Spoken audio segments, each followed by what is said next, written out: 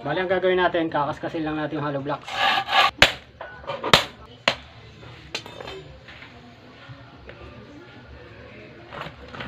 Mga ka-installer, natapos natin.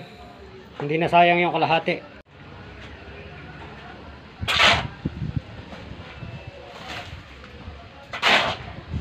So mapagpalang araw mga ka-installer, for today's video ay magkakasinta muna kami dito sa porch.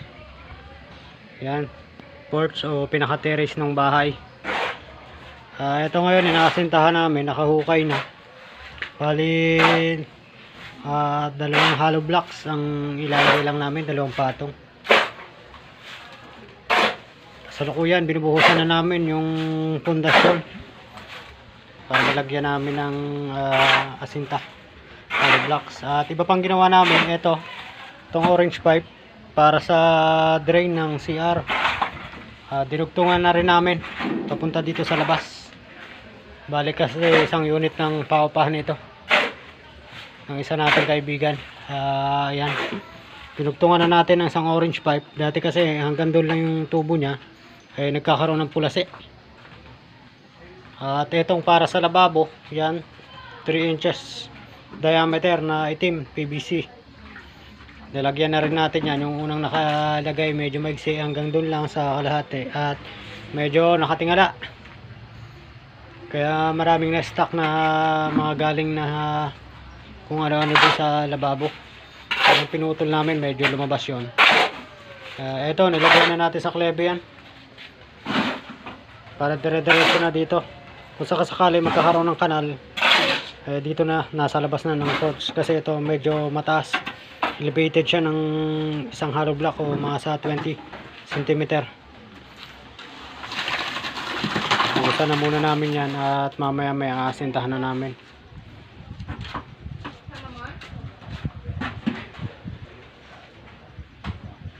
At medyo maliwalas na ito ngayon dahil lang nung nakaraan ang bubong nito ay buho at saka yung mga yero na tagpi-tagpi. Pero sa kasalukuyan ayan, naipalitan namin. Tubular yung frame at medyo may butas. Remedyohan na lang yan. Ang maganda na isaayos na siya. Ayan na.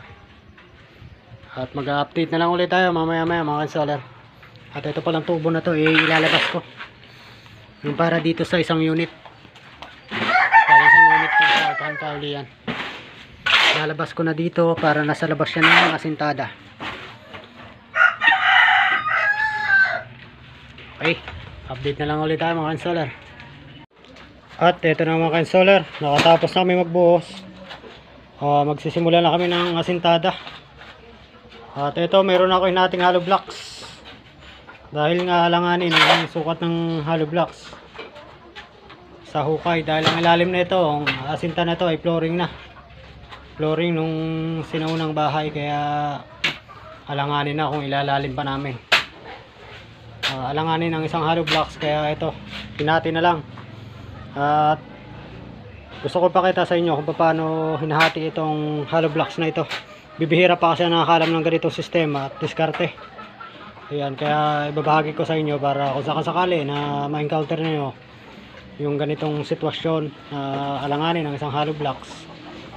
Kung babasagin natin na mano-mano ang isa, ay sayang din. Isa lang makukuha natin, samantala kung hati, ayan, dalawa pa rin makukuha namin. Nakatabas na ako ng 3. Kaya bali 3 tagakalahati na yan. At tayo na para matutunan natin kung paano maghati ng hollow blocks na ganito. At ito yung kakailanganan natin sa paghati ng hollow blocks. Ito, mayroon akong steel bar. Ano lang yan, 80mm. At itong hollow blocks.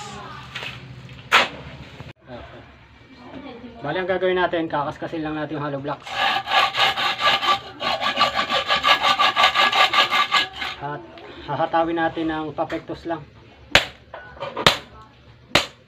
Huwag natin bibiglain dahil mababasag. Ikot lang natin. I-share ko sa inyo ito dahil bibihira pa yung nakakalam nito.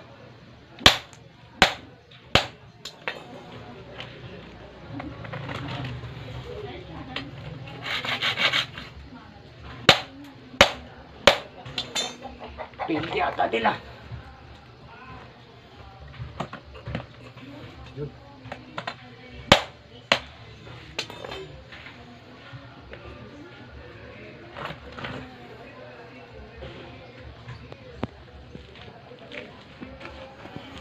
Ayan mga ka-installer, natapos natin.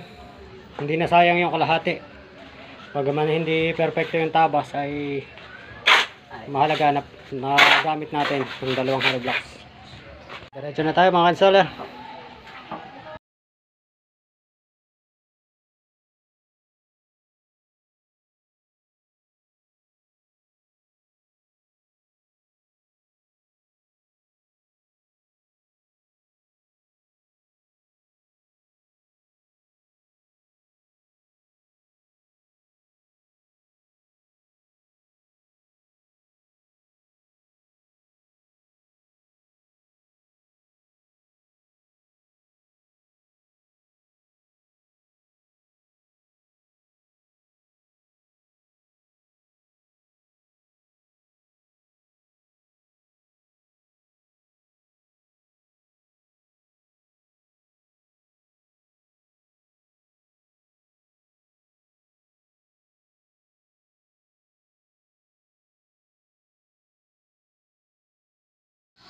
At ito mga installer, natapos na natin yung isang hirila na ng hollow blocks, nakakalahati lang.